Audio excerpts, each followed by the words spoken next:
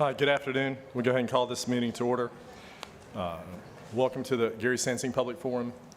That's your copy. I've got it. Okay. Yeah, thank you. Apologize. Excuse me.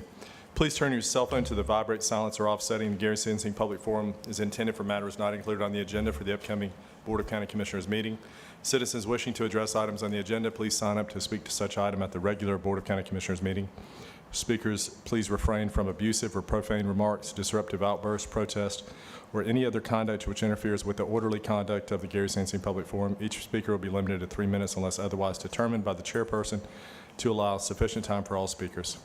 At the chairman's discretion, the Gary Sansing Public Forum may end 5 minutes prior to the scheduled start of the BCC meeting. The first speaker is going to be Mercedes Robinson.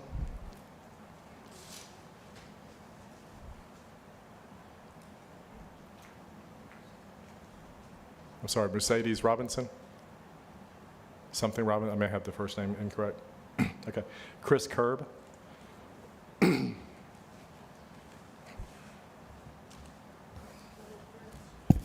How y'all doing this evening? Good, Chris.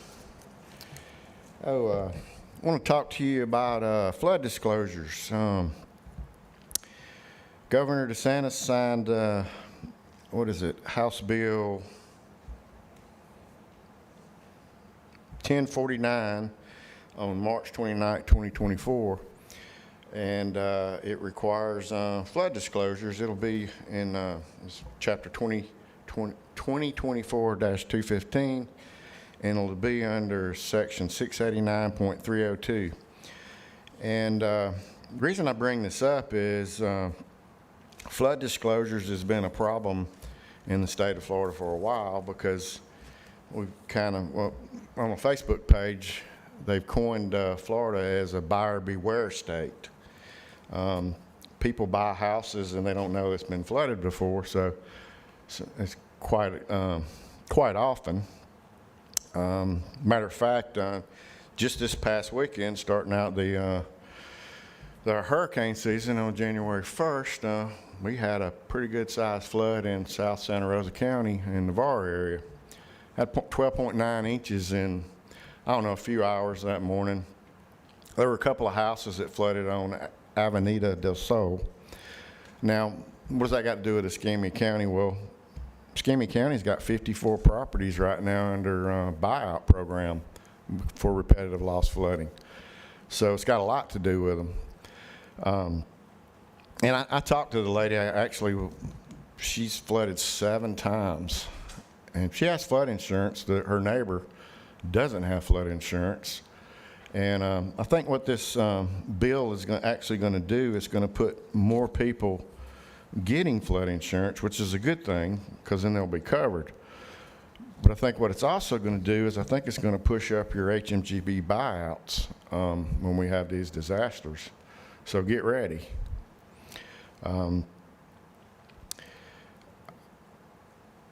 Which brings up another subject. With your 54 buyouts, I know Dee's been talking to staff and your office, Commissioner Kohler. Really would like to see that get off the ground a lot quicker with those buyouts. So, but I won't belabor this any further. I'll let other people speak. Thank you. Thank you, Chris. Next speaker is Kathy Rushing.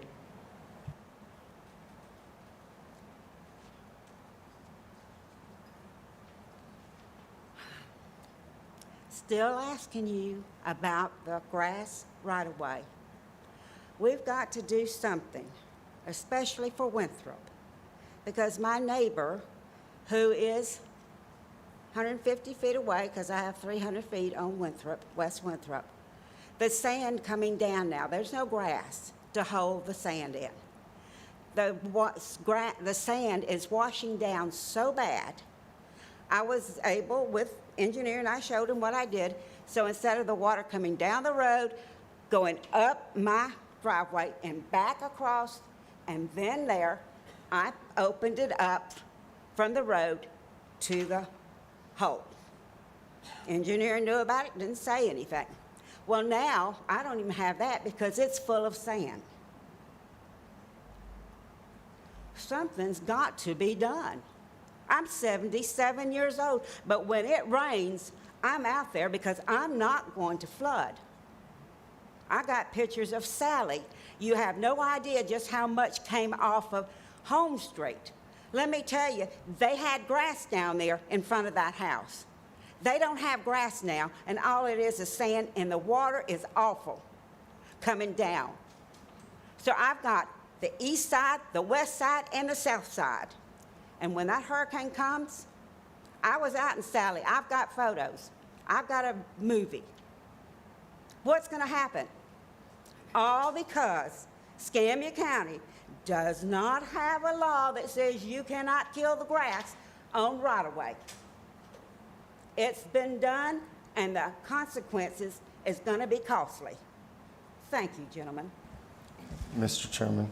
Yeah. Ms. Rushing, you came last month and you talked about that as well as parking. I think you know that both Mr. Phillips and engineering came out to look at the parking. I actually got an email today on his recommendations. You can talk to him about it if you'd like to or afterwards. As far as the sand and the going down, we're looking into how to fix that problem. So the county is looking into it, ma'am. When I was out there shoveling sand away from the road. Miss Rushing, you can't speak from out there, I'm sorry. All right. Thank you. Next speaker is Keith Bowe.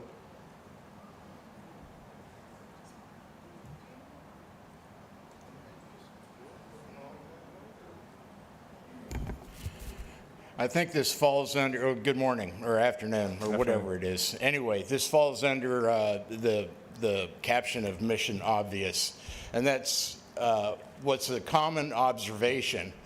And the fight over Olaf 8, we got Gulf Beach Highway, and we've got the lawsuits. My point that I'm going to make now is you're going to realize through this deal a profit of $10 million on Olaf 8 if you do come to an agreement, somewhere around in that range. Well, that $10 million doesn't cover the losses we've had with lawsuits. And I'd have to say that the three of you, one of who's not present here, are conflicted with using Pam Childers as a scapegoat to go after that. You got Dr. Edler.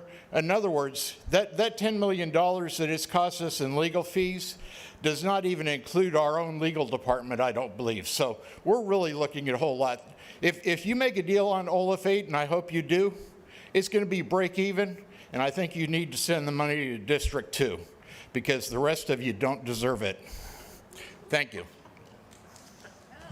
Super. Next speaker is Larry Downs Jr.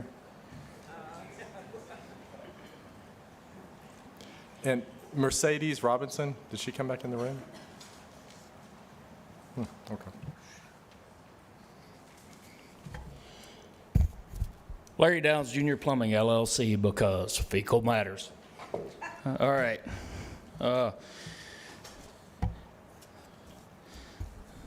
I'm still asking for y'all to, not to run for re-election because y'all failed to lead during the most pivotal time in the history of this country, other than fighting for it, of course, was 2020, and y'all failed to lead. You followed the science real well, the nonsense, but you didn't lead. You gobbled up all that money from DC.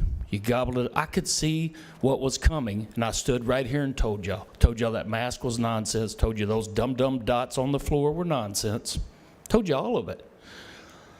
Now you can see the Fauci every day. They're grilling him up there. Oh, we don't know where the 6 foot came from. I told y'all it was an arbitrary number. If you just Googled, if you'd have done your own research and just Googled a sneeze, it's 25 feet. One sneeze. How simple was that? In the microns on the submicroscopic virus, the submicroscopic virus is way smaller than the microns on the mask. It was ridiculous. Goes right through it. I don't know how I was able to see it and y'all weren't, but y'all followed it. And you gobbled up every dollar that came in here. and you did everything that every bureaucrat and politician that was higher than y'all, you did everything they told you. That's a problem. I mean, y'all took all the shots, and I was accused of being Monday morning quarterback last week. No, I was in the game. I was in the game right here while y'all had your staff come up here spraying stuff down. Nonsense. That wasn't science. And putting them in harm's way. They're coming up here without a mask on, right here beside me. And Lumen was telling me, don't touch the microphone, Larry. Silly. Oh, jeez. It's just like this here. This is in today's paper, USA Today. Scientists alarm as Earth hits 12-month of record heat. Here's some more nonsense. Right here.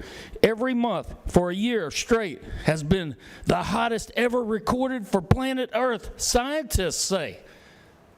It's just like the childhood immunizations.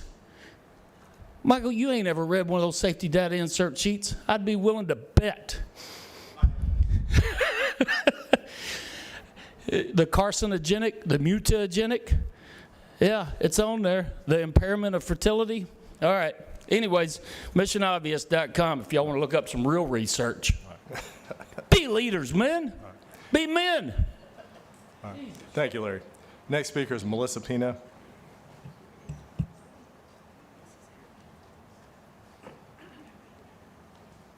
Thank you, Chairman Barry. Melissa Pino, 413 Southeast Boblets. Oh, mind blown on conspiracy theory is a scary and sad thing. I wanted to thank planning staff because when I discovered last night, just on a happenstance, dropped by on the Plus Landing build on Navy Point. Do you need in here, Kevin, to be able to get the photos? Yay, they're there. Found that as I have been projecting for almost coming on 2 years now, that looks to me, I'm not a lawyer, it's encroaching pretty bad on those alleys, particularly because the two pink stakes in the photo, one's to the left of the stop sign, which you'll note has not been moved. The stop sign was supposed to be moved out of the roadway. They're coming about what? Those pink stakes are the county surveyor's stakes. The county surveyor went out and put those stakes down and said, this is the 15 feet for the alley. So I'm very grateful that I've been, Horace has assured me that if he was sending people out today, I don't know the results of the visit, but if they are indeed encroaching, as a picture tells 1,000 words, that they are going to have to move this back. And again, I'm not looking for trouble on this development. I never even fought the development. My husband and I paid a lot of money to be able to even dialogue with the development company through Clark Partington, hoping to get, you know, some nice things, knowing that legally there was nothing that we could ask them to do that they would be forced to do legally. And so what I'm asking is, I understand county staff has a lot on their plate. There's a lot of things to get done. If this is indeed the encroachment that it looks, I really hope that the county will notice this immediately to the company and tell them that they have to move this back. Because the longer this goes on with the county not having anything in writing that this is happening, they're gonna start digging that storm pond, and then they're gonna start moving forward, and at some point, they may be thinking of coming to the county and saying, well, you guys haven't stopped us so far, we're not gonna do anything, let's go to court, it's gonna waste us too much money, you should have told us before. So I'm asking planning staff for obviously the public record of what they found today, but also that we just get this fixed. I don't think it's too much to ask that they don't build 4 feet of dirt into one of our roads. Thank you. Thank you. The next speaker is Kevin Wade. Kevin Wade, 413 Southeast Boblets. Oh, yeah, last meeting that I was here. Joe from Adore thanked me for standing up for him, and didn't really stand up for him. I just did what was right. and I'm hoping that Adore will do what's right. But it constantly looks like that's not the case. And if the case is, well, we're going to go ahead and put up fences because this is what our survey says, well, Will Dunaway stood up and said that the survey that was done is the first lengths and bounds survey that had been done in Navy Point. Well, Melissa Pino and a few other residents have had lengths and bounds surveys done for their own properties. And, you know, it's always a little staggering when you get the survey that is that accurate, that you look and you say, I lost 0.4 inches on the backside of my property for some unknown reason. This is losing, this is losing yards. And I'm sure that Adore can come up with a good way to go ahead and make this a good fit for the neighborhood. You know, Escambia County may be a big county, but we'll see.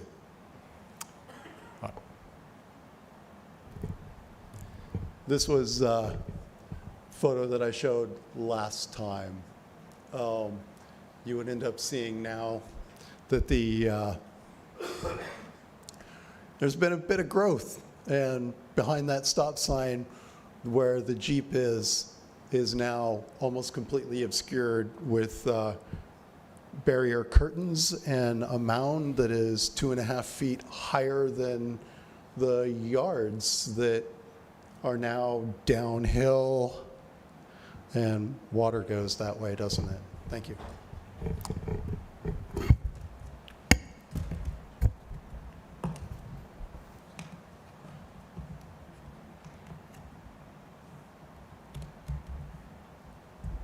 Thank you, Kevin. Next speaker is Eric Sharplin.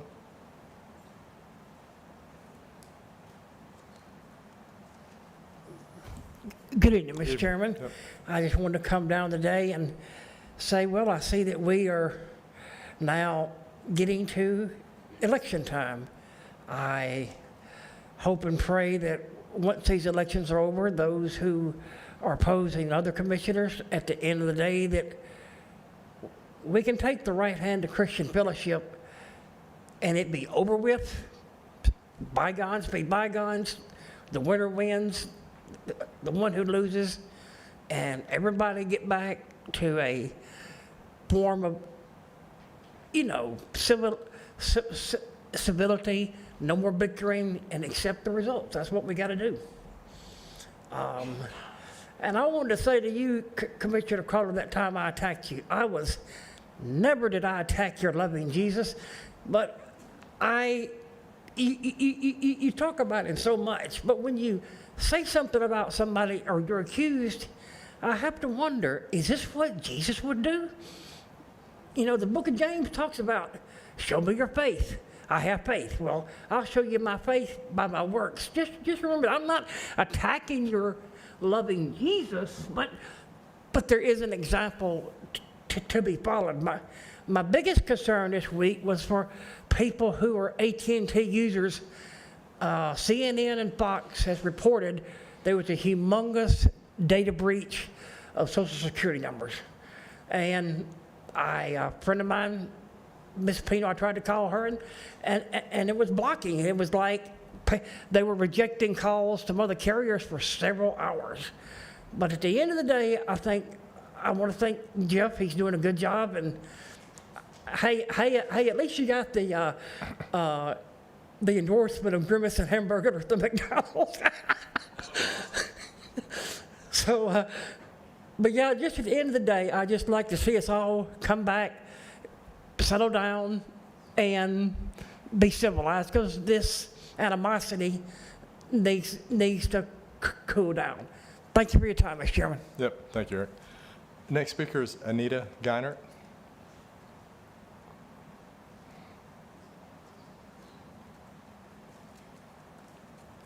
Good afternoon. I'm Anita Gaynor, 1395 Finley Drive. So today I wanted to talk to you for a moment. I was trying to get some pictures, that's why I was a moment late. But you know, I've been coming here for at least 2 or 3 years, and y'all know our neighborhood. And one of the things that I found surprising is that the other day I went down Finley Drive, went down JoJo, and went the other way. And lo and behold, over in Commissioner May's district, right over on JoJo Road, I look and there's a subdivision just like the one they're going to put behind our house, right? And I'm going to bring you pictures next time because a picture's worth 1,000 words. Those people did not know what was going to happen. They all have single-family homes, large lots. The next thing you know, I mean, you will not believe it when I show you these pictures. Miss Brown standing there, and right there is where those places are. That guy's driveway's right there. Between his driveway and that thing is his septic tank, which all the water is going to roll off. I mean, and I went up there. I might have gone inside them and looked to see if you could really see in everybody's backyard. And yes, you can see in everybody's backyard. So it's definitely a fishbowl. And I've noticed there's one there. I noticed there's one, Chairman Barry's got one over there by Lowe's like that. And I think that, you know, those have all happened since we've been coming here. And I don't want to sound grumpy, but what do we have to do to get something so that we start not doing that? I mean, we can't look at a development on its own on a piece of paper without going out and looking at what's around it and how it's going to impact people that have been living there their whole life. How's it going to impact them? I know, and I'm proud of you. You're not doing me this way today. Anyway, so I just want to know, got a question. Have you really even thought about, or what do we have to do to get a comprehensive plan? What do we have to do? What's the first step? Let's make it.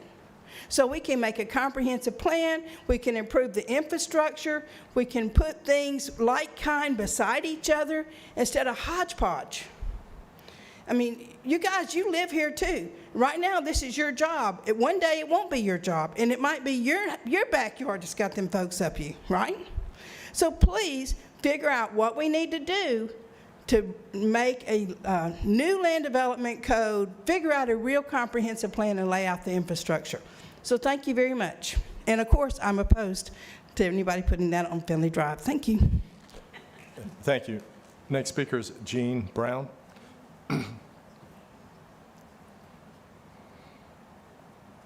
Good afternoon, Commissioners and everyone. Afternoon. Yep. I'm Jean Brown of 1475 Finley Drive for 56 years. I oppose the proposed JoJo Road Villas on Finley Drive. Today, we commemorate the 80th anniversary of D-Day, the 6th of June. I was 2 years old on the day of the landing at Normandy. France was liberated and liberty and freedom saved. I am free to stand before my local government and petition you for the rights and privileges I hold dear.